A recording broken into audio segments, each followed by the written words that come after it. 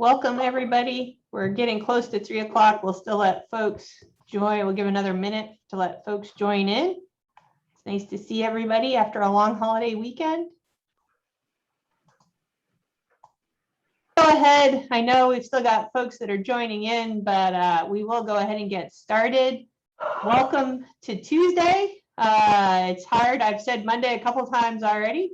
But I hope that everybody was able to enjoy their long holiday weekend. I know certainly I did. I'm sure you all share the same thing when we all have the day off and emails just goes drop off. It's great to be able to unplug and disconnect, and I hope people were able to do that. I know the weather wasn't great except for yesterday, which was gorgeous, at least here in Orono, but it was just nice to take a break. I think we've all certainly earned it.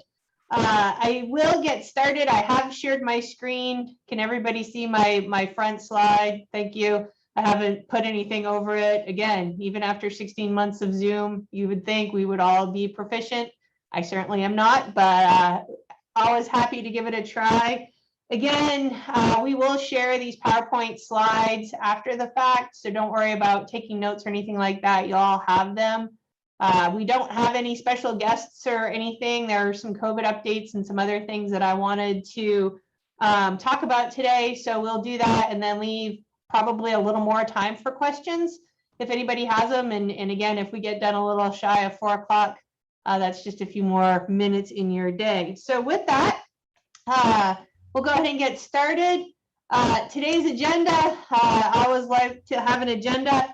I'm sharing with you something that I've had to remind myself of, especially this last month when things just have seemed a little bit overwhelming, that everybody can eat an elephant. It's just one bite at a time. And so one of my other favorite sayings, and again, something that I've had to constantly remind myself, and even to the point of some days, I just say, all right, what bites am I going to get through today? So I know everybody has a lot going on. And it seems like, at least from my perspective, there's a lot at once. And so this is just the reminder to take a deep breath and again, remember that we can all eat the elephants just one bite at a time. And again, I say this just to remind myself of it as well. And so when I get overwhelmed, you're all welcome to say, Hannah, remember, you can eat an elephant too. So I always like to start with just some positive news. So with that, we do have a lot of congratulations in order. You saw the emails at the end of last week. Clay Kirby, who has 36 years with Extension, identifying many, probably thousands upon thousands of Maine pests, is retiring, as is Deborah Cantor from our Somerset County office, and she's been there for 15 years. Again, so greatly appreciate both Clay and Deborah's contributions to the organization, and they certainly will be missed. I like to call this my congratulations on our future 4-Hers. Alice Philbrook, who's a 4-H CEA, welcomed baby girl Hazel, born on June 23rd, and Tom Roundsville, who is our molecular diagnostic professional at the DRL, welcomed Forrest on 6/20. So it's just great, happy news to share. And we look forward to having them be a part of Extension programming in the future. No pressure or anything like that, but I just think happy news is a great thing. I want to follow that up with just some random thoughts that didn't really fit in any one slide, so I just made a slide for them. So these are my random thoughts slide. The first one is I had no idea that both UMaine and the University of Florida shared the same emergency network platform. So if you look carefully at my slide, you'll see UMaine alerts. I got an alert today and I'm like, and again, the things that your mind does, and I'm like, why is our office closed on the 7th? Oh, that's a UF alert. So interestingly enough, just found this out. But I think this is a great reminder that even though we complained, like I did last week when the humidity and the temperatures rose above 90, Maine is certainly a great place to be. There is not a hurricane or tropical storm day that we have to take off tomorrow, and by no means do hurricane days equate to snow days. Having lived through a bunch of them, And certainly living in inland Florida where we didn't get the storms that the coast got, it's still a little bit of a scary proposition. So I think this is just a good reminder to be grateful and thankful for being here in the great state of Maine, and again, send some positive thoughts to Florida, because even as a tropical storm, they're expecting 5-foot storm surges off the coast of Tampa. And I know we have a lot of folks that vacation over on the West Coast, and there's going to be a lot of destruction even with a tropical storm. So that is my first random thought. I think my other random thought, and this came to me a couple weeks ago, man, the term normal is being thrown around a lot. Like, we're getting back to our new normal, or finding out our new normal, or we're getting back to pre-pandemic normal. And I'm really kind of sick of normal now. I just want to just put it out there that coming out of COVID is just as hard, if not harder, than going into COVID. I at least myself was under the impression, oh, this will be, somewhat easy. We know what life was before COVID. We had no idea what COVID life was going to be like, but we lived it for a lot of months. But it is just as hard to figure things out now. Angela and I were having the conversation this morning. I mean, we don't have time built in for travel anymore in our schedules. We go from Zoom meeting to Zoom meeting to Zoom meeting. So I'm having to consciously put in drive times in my calendar, because we just haven't, had to make those, we haven't had to do that in a long time. And so I just want this to be the reminder and the realization that this is not easy. And so it goes back to the whole flexibility and grace. And what I may be comfortable with individually is not what, the 5 other people I'm in a meeting with are comfortable with. And so just, again, practicing a little more kindness and patience, because we're all trying to do this. It seems like we're all trying to do things fast and furiously, and it's just taking a breath and taking a beat and trying to remember that we've still got a lot of things to figure out. And so, again, just want to put that out there. I think it's important, and you'll see this in the rest of my Zoom today, is I think it's important to manage expectations and over communicate. And again, I'm going to share everything that I know about what the fall looks like here in a couple of slides, and just to make sure that whether it's your small team or your office or your program or whoever it is, let's not assume that people, again, are at the same comfort level that we are when it comes to, safety guidelines, either inside or outside. Let's make sure we're on the same page of, is this going to be a Zoom meeting or is this going to be an in-person meeting? And that's happened to me now a couple of times here on campus, is I naturally assume it's on Zoom, and I'm like, oh, I was supposed to walk over to somebody's office. And so I think it's just making sure we have those conversations and just not assuming that everybody knows what's going on. And again, my final reminder, and again, one of my other favorite quotes is, we don't do brain surgery. And this is your monthly reminder that it is summertime, and that you have annual leave, and that you should take some time off and enjoy and take a break, because we all, again, certainly need it. So with that, let's launch in. So it's hard to believe, as I mentioned in my last email, that June is done and half the year is done. I mean, slow the time freaking down, because I'm not ready. I'm not going to lie, I was in a very bad mood on June 21st, or whenever the summer solstice is, because guess what? The days are getting shorter. We've lost 9 minutes since the summer solstice. How do I know that? I check it every freaking day in the Bangor Daily News. I need to get a life. I realize that. And I'm trying to change my way of thinking. I don't want to wish my summer away just because we're losing a minute of daylight every day. But there was a lot of good things happening in June. One of the highlights of my June was the new NSFA Dean was announced. Diane Rowland will be joining as of August 1. Why I'm so happy about that is, number one, NSFA couldn't ask for more incredible leader to come in. Number two, I've worked with Diane for years at the University of Florida, so it's almost like a former friend and colleague is coming to work here. I take it selfishly to work here with me in Extension. I think she's going to be a wonderful partner and collaborator, and I look forward to getting her out and about to meet different folks around the state and Extension, and having you all get an opportunity to just see how great she is. Her first day is August 1. I was going to give her, I've already talked to her about being a part of Extension Connections. It may not be on August 2nd because that's her first actual business day at work, but we'll certainly get her here to meet with you all, and then again, hopefully get her out around the state. There's an awful lot of work happening right now with the University of Maine Machias Regional Task Force. I mentioned that, and again, a huge shout out to Jen Lobley in Washington County, who's been pulled in, Fran's been pulled in, and several other folks have been pulled into different committees and subgroups of this task force. It's been a heavy lift the last couple of months, and our final report is going to be due to the president in September. But I just say that because I think there's going to be, again, some more opportunities and more collaborations happening with that task force.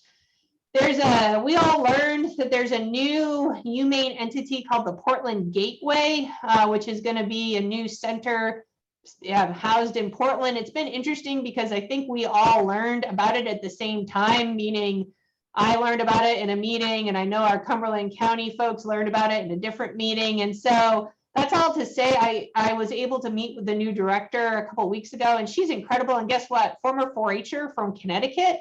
But she's going to be housed in Portland, and I think she's going to be a wonderful addition. And even though she's been hired to be the director of this Portland Gateway, I think she's going to add a lot to our extension presence down in Southern Maine, and certainly be a great champion and an additional communicator. And interesting about my microphone, I haven't been doing anything differently, but I will try backing away. Angela, let me know if it's still a problem. We were able to meet, myself and the director of the NEED group, and the NEED group is the New England Extension Directors Group. We were able to meet with the commissioners and secretaries of agriculture, that's the NEASDA, in June, and it was really interesting to meet with kind of our counterparts at the state departments of ag across New England, just to hear about some of the issues that they are dealing with, and again, what could extension and our departments of ag further partner on. So that, I think there will be some opportunities that come from that. We're going to have an additional follow-up meeting, and I just want to put it on the radar screen. I've mentioned the Excite grant, which is the vaccination grant. We were awarded in June, and this will be to do some vaccination campaigning in Washington and Aroostook counties, but we have a feeling that it's going to bleed over into some of the other counties as well.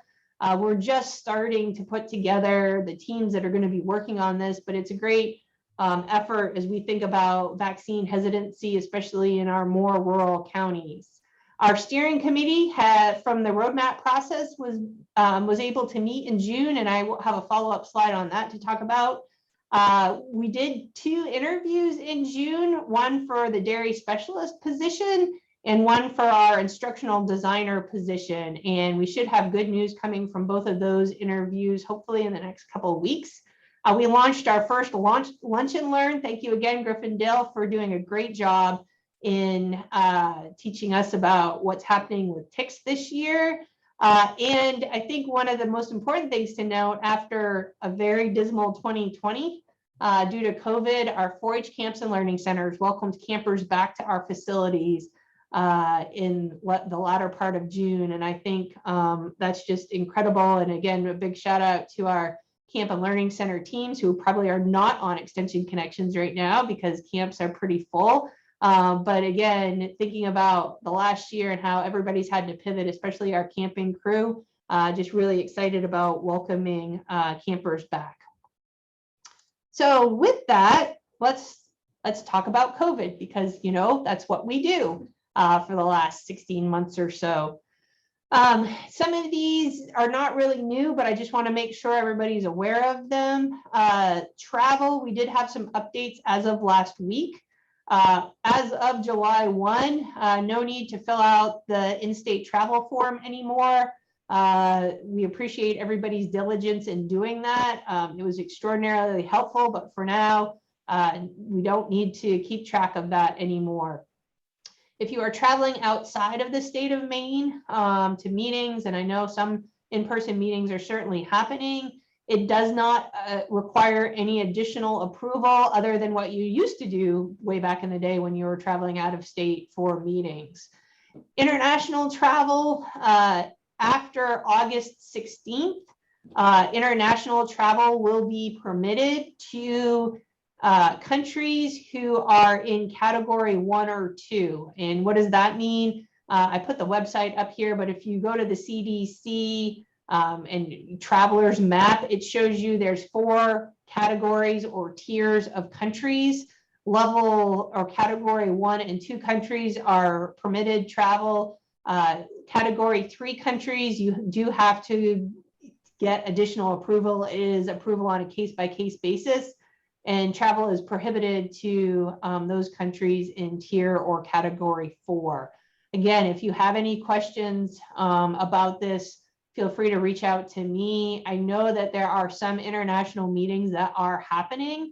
I actually have one that is a possibility for myself this fall. And just so you know, I actually have to get the same types of approval from my supervisor to travel as well. So again, just reach out if you have any questions about international travel, but domestic travel is pretty much back to normal or what it was before COVID. So again, have had several questions about returning in our offices and whatnot. Again, we're using the summer as how we have been operating. People are being flexible. Some are working on a hybrid schedule. You know, our offices are not wide open to the public at this point in time. What we are shooting for, our goal is that by the end of August, we will be back to the pre-pandemic normal, which means that our doors will be open. We will be open to the public. You know, groups will be utilizing our conference rooms, all of that. I know there's been some confusion around the communication from the president. If you will recall, at the beginning of summer, the president was saying by the beginning of fall semester. So I looked it up, and the beginning of fall semester is August 30th. So that's what I used as our target, is by August 30th, we will return. And then a lot of the communication that came out from UMaine was by August 2nd. And that was more so for what was happening on campus. They wanted everybody back in their offices and whatnot before the students came back to campus. So the students weren't coming back to a predominantly empty campus.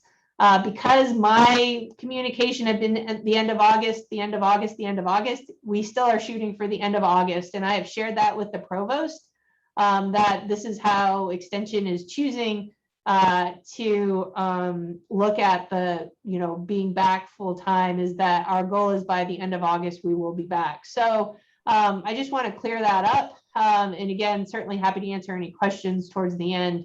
If there's questions about, you know, what does return to work look like in working or our offices being fully open.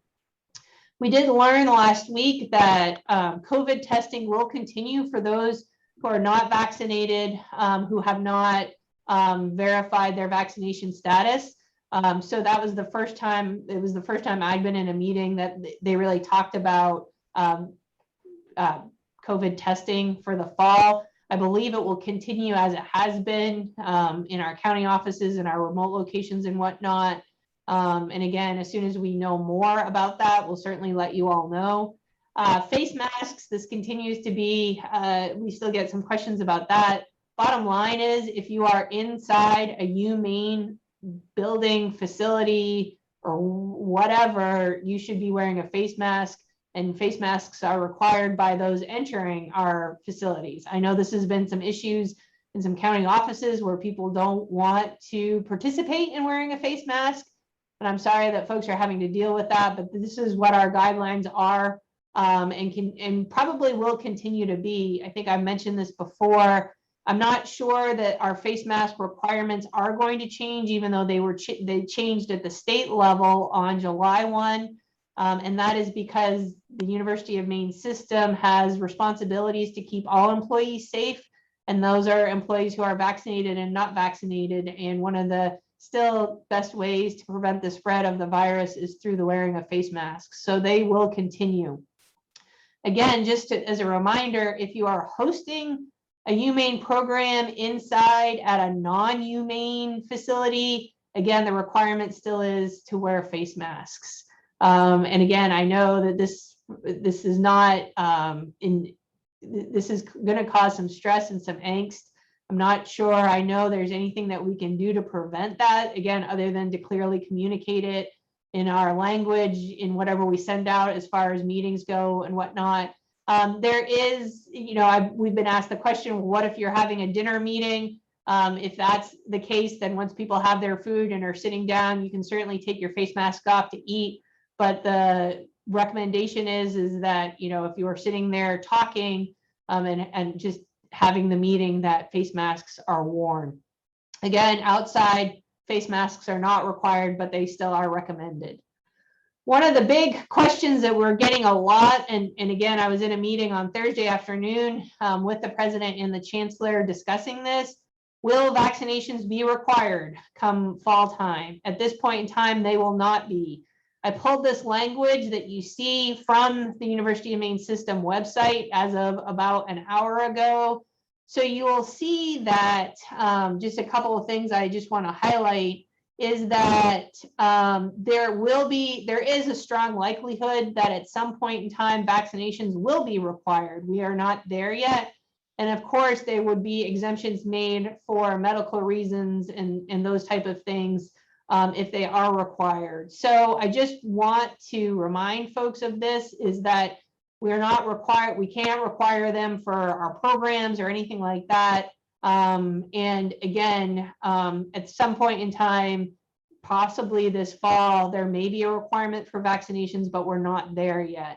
And again, as soon as if we hear more about this, we'll certainly let you know. But for right now, this is what the language is and how it stands.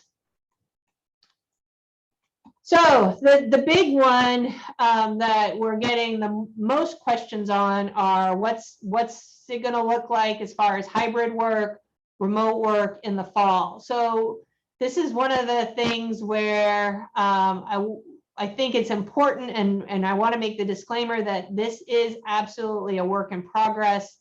It continues to evolve. Nothing is set in stone, but this is what I know right now. And so I wanted to share it with you. This comes from a meeting that I participated in again last week at the Dean's Council. This is the information we were given. I wanted to share it with you now. And again, continue to update information as I have it, because I know there's a lot of questions out there. The first thing I want to mention is it is widely recognized that research is being done about COVID and about remote work and about how there's a great deal of people who believe they've been more productive being able to work remotely. We've certainly heard it anecdotally throughout Extension that people like the flexibility of remote or hybrid work.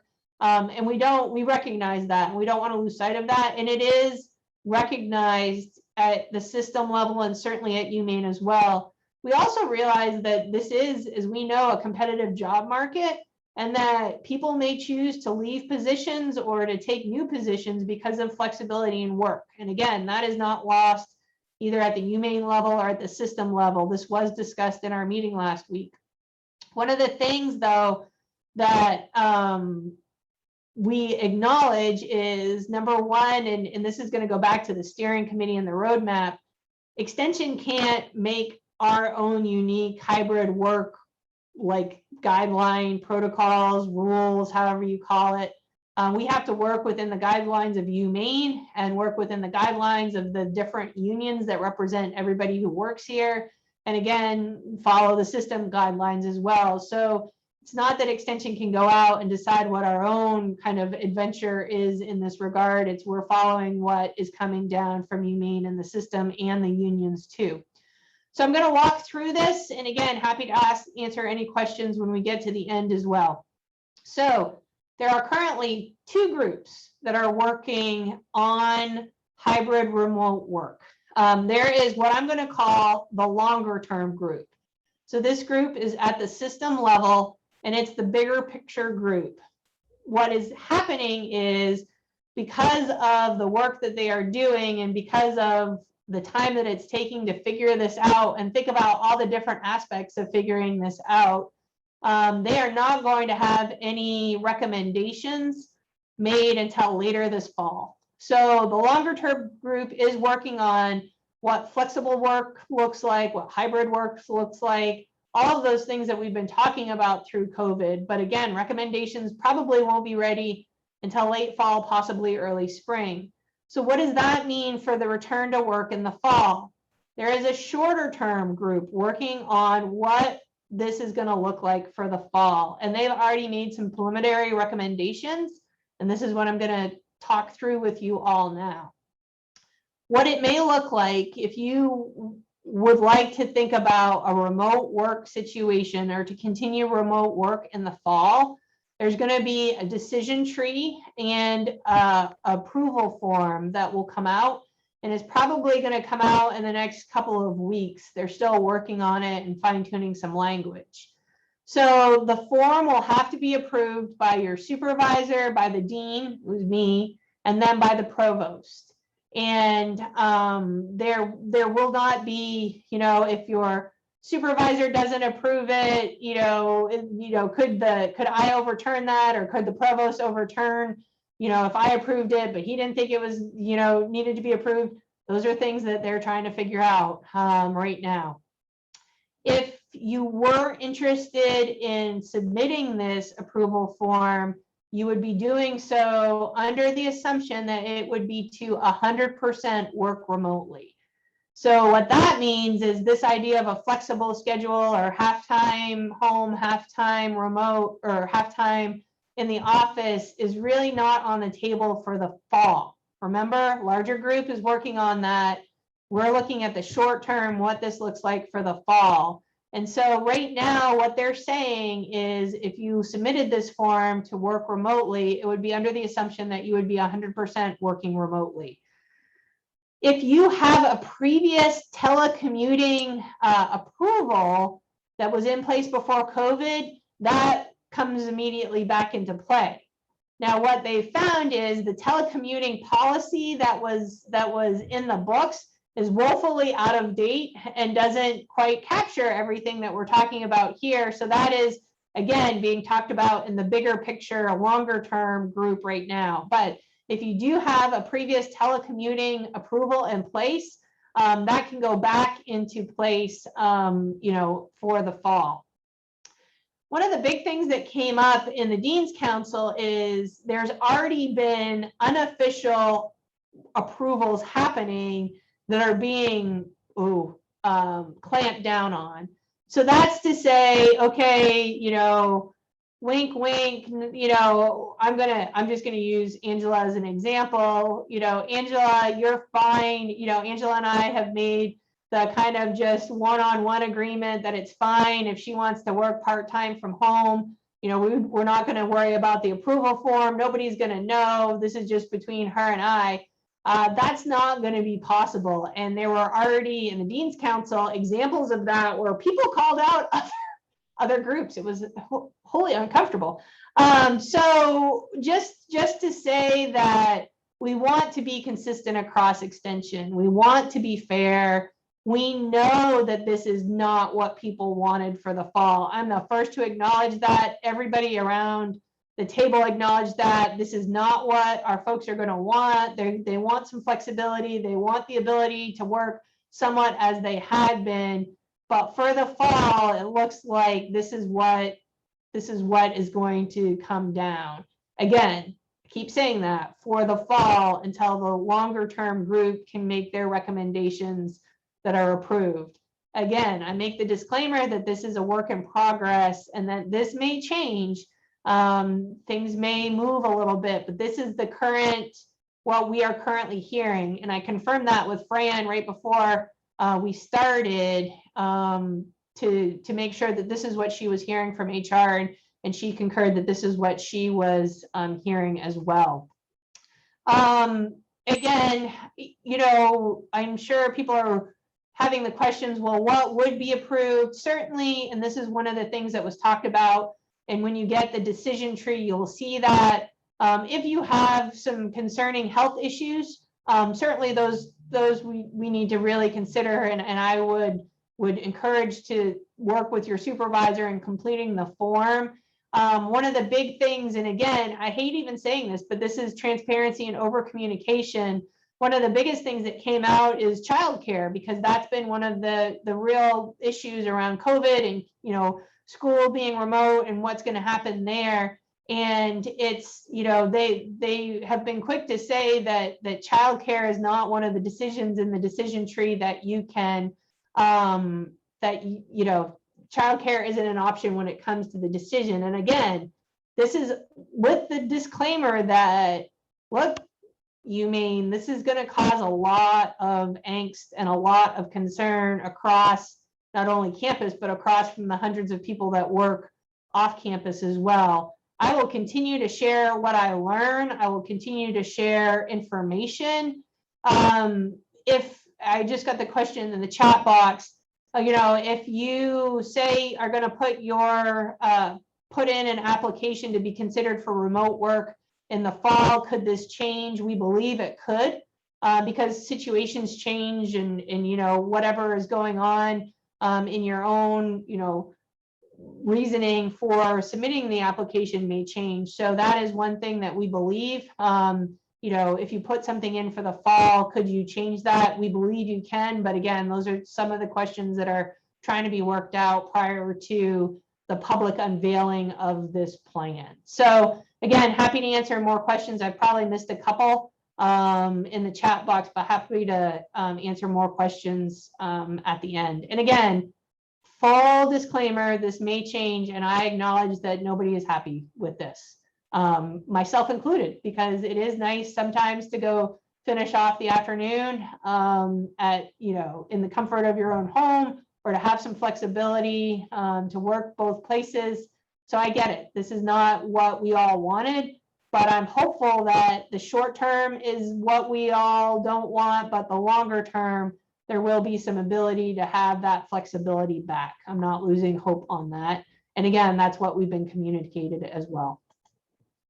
I do want to mention, as of last Thursday, late Thursday, the University of Maine, if you haven't been on their website, well, the system, the University of Maine and now Extension, has taken away a lot of the yellow COVID boxes and a lot of those front-facing boxes that were all about COVID on the front pages of our website and whatnot. So what I shout out to Michelle Snowden, who's been busy changing up some websites and helping put some messaging out. What we wanted to do is, again, try to over communicate, and that was, you'll see the box on the right. Those were the 2 bullet points that we have now put up on front of our website. And again, if you want to use this language, use this box, feel free to reach out to Michelle or to anybody on the Extension Communications and Marketing team, and they will help with this. If you still have a yellow box on your program website, on your county website, and need help with it, again, reach out to Cindy or Michelle or anybody on the Communications and Marketing team, and they will help with this.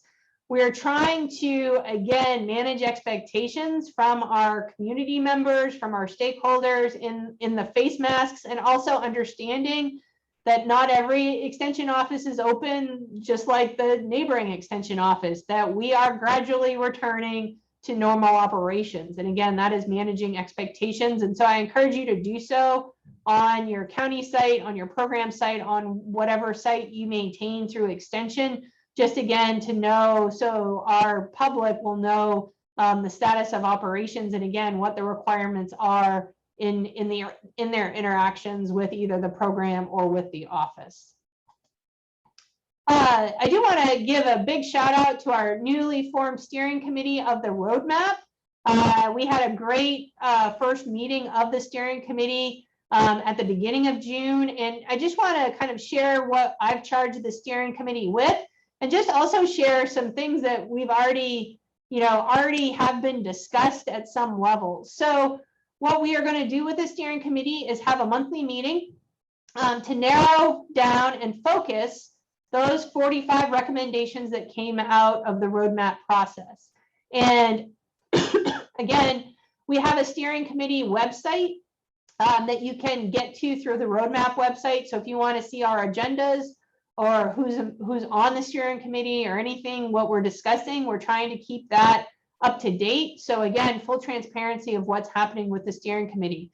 And so this committee is going to take those 45 recommendations and again, figure out what are we going to put our energy towards? And what do you mean by energy towards? What are we going to try to implement on the short term, which is, now or the next few months, medium, in the next year or so, and then maybe some of those longer term goals that we strive for that are going to take a little longer to work on. What came clear after our first meeting and as we went through the 45 recommendations is that there are some that are either out of our control or out of, it's not up to us. Thank you, Michelle, for posting that. I appreciate it. There are several recommendations that are just out of our hands. And so I just want to share that. And there are actually a couple of recommendations that we can't move forward on for various reasons. So I'm just going to share these as an examples. And again, happy to answer any questions. There was a recommendation around hiring a potential fundraiser for extension. The good news is that UMaine Development or the UMaine Foundation is actually hiring several new development officers, and one of them will be, fingers crossed, we've been told one of them will be dedicated to extension. So guess what? Check that off. That's in process. And again, that's happening through the UMaine Foundation. Extension isn't hiring this person. The foundation is, but it will be a development officer that has some capacity to work for extension. And we're really excited about that. So I will continue to update you all on that process. We had a resignation in our communications and marketing team. And with that resignation, we updated that job description. And we were just about ready to enter it into HR, HireTouch, for approval. And we learned that all communications and marketing positions across campus have been frozen. So nobody can be hired with communications or marketing in their job title or in the job description. They are doing a thorough review across campus of the communications and marketing needs. And so we have a position ready to go, but we can't go anywhere with it. I'm just going to stop there because then I'm going to rant a little bit and nobody needs to hear that today. So we're not going to move forward with that until we're told that we can. The hybrid remote work option, that was out of one of the recommendations of the roadmap of one of the theme committees, as well as I just mentioned. It's out of our hands. We're going to have to implement whatever option UMaine puts out or the system puts out. So again, the steering committee isn't going to discuss this because again, we're waiting for the system, for UMaine and the unions to figure this all out, and then we will implement it. The new ELT structure, that is one that's under my purview as I look at my leadership team. And again, I feel like this has been a work in progress for the last 6 months or so. COVID's kind of delayed it a little bit. I have proposed a plan to the provost, but it does have to get presidential approval. Much like everything. Again, I will not rant anymore, but hopefully in the next couple of weeks or so, we will begin to unveil the new ELT structure, what that looks like. But again, we are waiting for approvals on that. There was a recommendation around the hiring of an instructional designer. Again, we interviewed for that position a couple of weeks ago, and we hope to share the results of that process with you all. And again, this was one that came out of our budget hearing with UMaine administration, and UMaine administration is funding this position for the first 4 years of it, which again, I count as a big win. So, here we have 45 recommendations, and that's 1, 2, 3, 5 of the 45. So now we're down to 40 recommendations that the steering committee will be working through. And again, it's just having some of these conversations and realizing that some of the things that came out of the theme committees have been great. And again, sometimes are out of our control a little bit, but really look forward to the committee getting to work. And again, happy to answer any questions. And I'm sure you all have the website now. Again, thank you, Michelle, for putting that out there. If you have any questions about the work moving forward as well. So what does July look like? I shared the picture because last week, this is the weirdness that July is going to look like. There's going to be a mix of in-person and Zoom meetings. Dick and I were able to participate in the Aroostook County Extension Association meeting that happened last Wednesday. We were the only ones on Zoom. The rest of the ACEA were actually inside a greenhouse with the sides slightly open. Again, it's very interesting times that we live in. But I share this because I think it's important. This is what we're going to be participating in. There's going to be a hybrid of in-person and Zoom meetings until we all get it figured out. But I do feel like there are going to be more in-person programs and meetings happening. I can already see that in my calendar, and I'm sure it's happening on your calendars as well. One of the important things to note is that the provost and the president are getting out and about as well. If you remember, the provost joined us last August. He's been here almost a year. That is almost a year working in COVID. He has never been off campus. We took him, he's been off campus once, and that was to go to Presque Isle last fall, but I think that was his only trip that he has taken. So actually on Thursday, we are going to Bryant Pond so he can see our camping program in action. The president, I'm driving the president to the Maine Potato Board dinner next week up in Easton. And then I am also taking her on a tour of Washington County at the end of the month. It's interesting that both of them have said that they really want to get out and see things.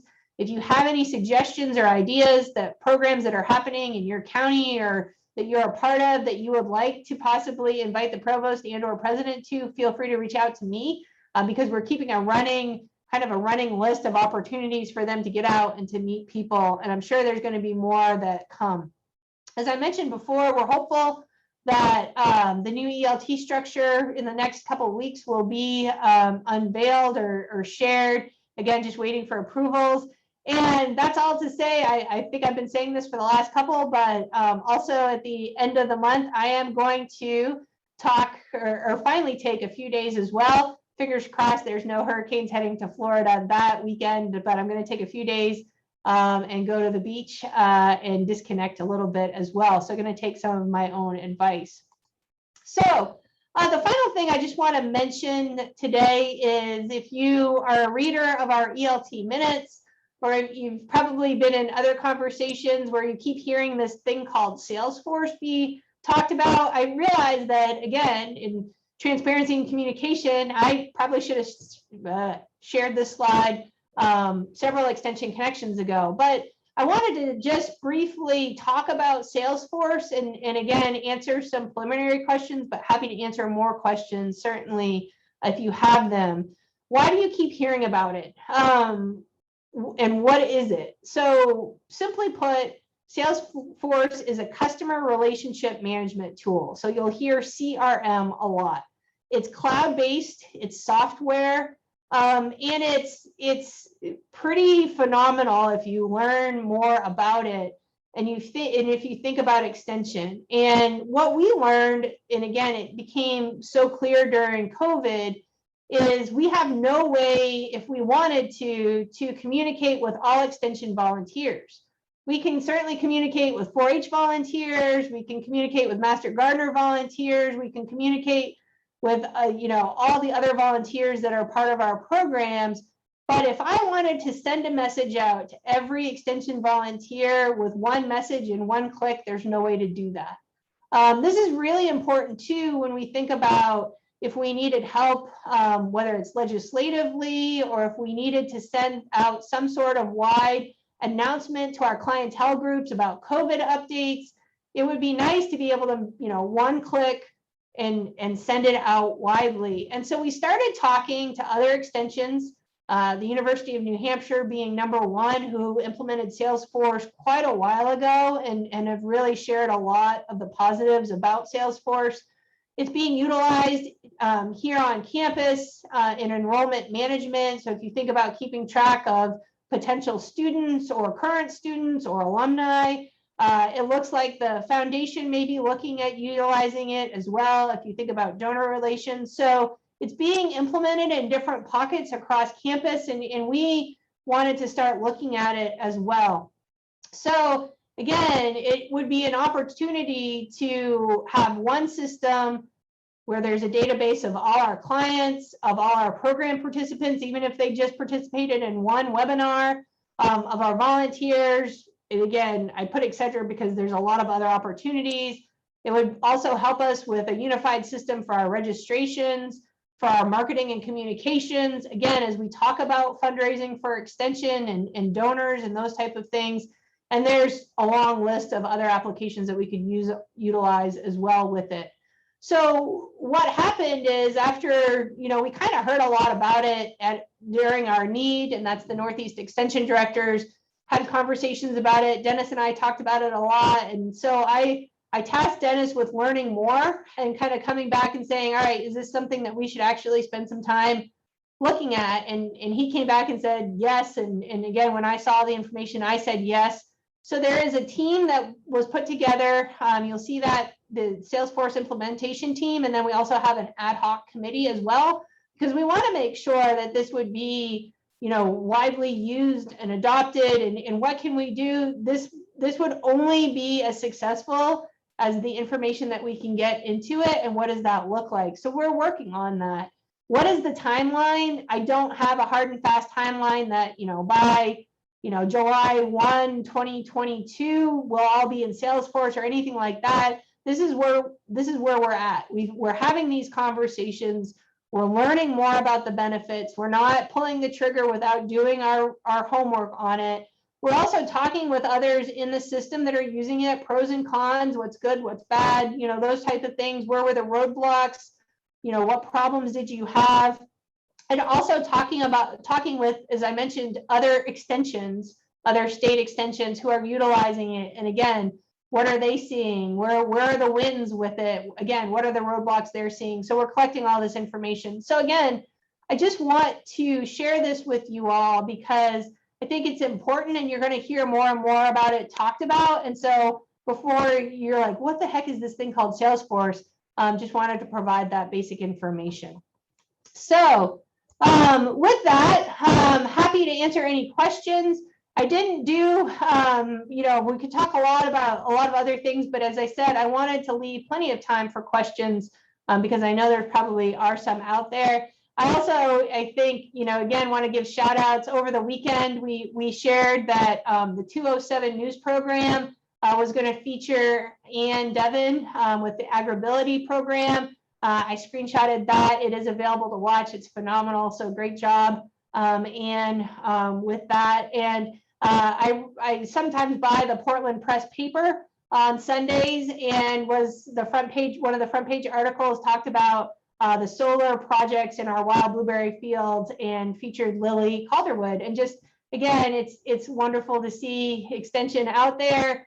Certainly all over the place. And I know I could have probably put in another dozen pictures of all the great things that everybody's doing. And so thank you for that. Again, I know it's been hard as we've transitioned to in-person, and what does this look like? So just big shout out to everybody in all your hard work. So with that, I'm going to stop sharing my screen and open it up for any questions that you may have.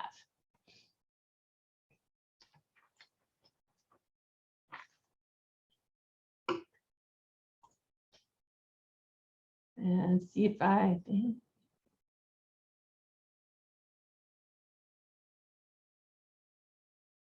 And sorry about the static at the beginning. Hopefully it wasn't as bad. It's weird. I've been on Zoom all day. Nobody's complained, but.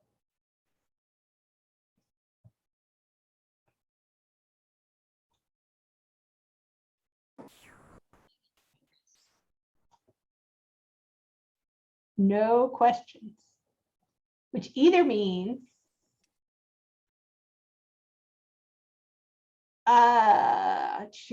Tracy, thank you. I'm assuming if somebody is approved for 100% remote work, is it okay for them to eventually transition to hybrid? For the fall semester, I was going back looking at your notes where you'd have to fill out a form. I think that's going to be available, but I think that is also what they're trying to figure out and what that would look like. But I believe that that would be an option, is that if you went 100%, there would be an opportunity to, submit a different approval once the longer term work committee, put forth their recommendations.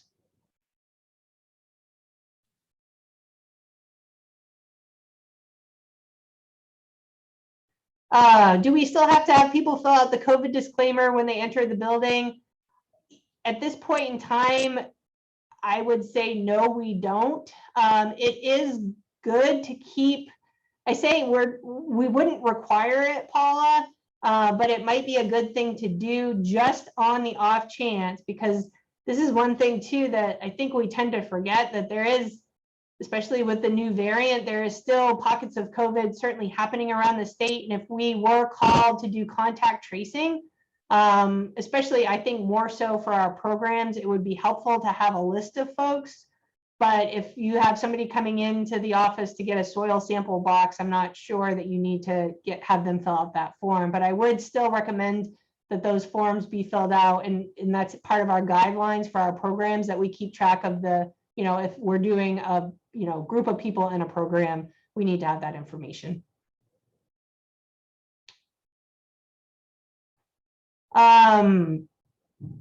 Good question, Marjorie. If we're teaching classes remotely via Zoom in the fall, yes, even though you were teaching remotely, you would still be expected to be in the office unless you have an approved form to work remotely.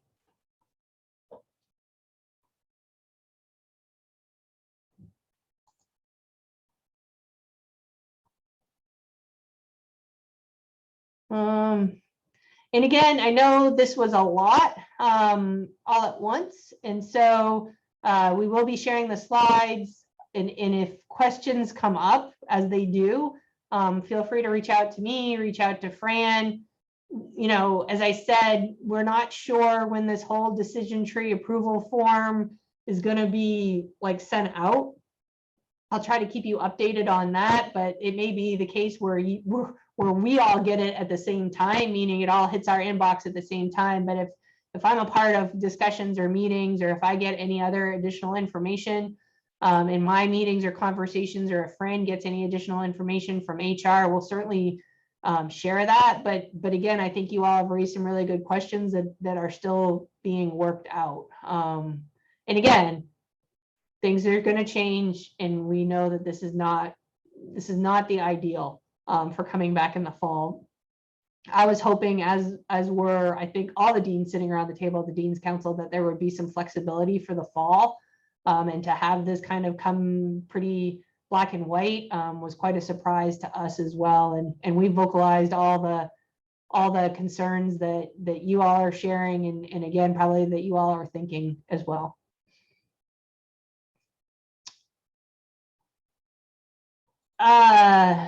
If there is nothing else, certainly I hope everybody has a good short week this week. And again, feel free to reach out with any questions. And I look forward to hopefully seeing many of you here in the next few months as we begin to get out and about as well. And so at some point in time when I have an opportunity to do so, as I mentioned, we'll be making arrangements for me to be at every extension office and every facility that we have. My goal is to buy everybody either breakfast or lunch, to come to a staff meeting or to come to some sort of meeting and just have some face-to-face interactions. And again, just a big thank you. I'm calling it my thank you tour, to thank everybody for all the great work through COVID. So stay tuned for that. Probably begin scheduling those sometime in August once we kind of get our feet under us as far as COVID goes. So Lynn, I am going to come clean this year. So I see that, and I couldn't come in 2019 and certainly 2020. So yeah, I look forward to seeing you all hopefully sometime this fall. If there aren't any questions, any other questions, I'm going to wish you all a great afternoon, a good week. And again, feel free to reach out if anything comes up or comes to mind. So thank you all. Thank you.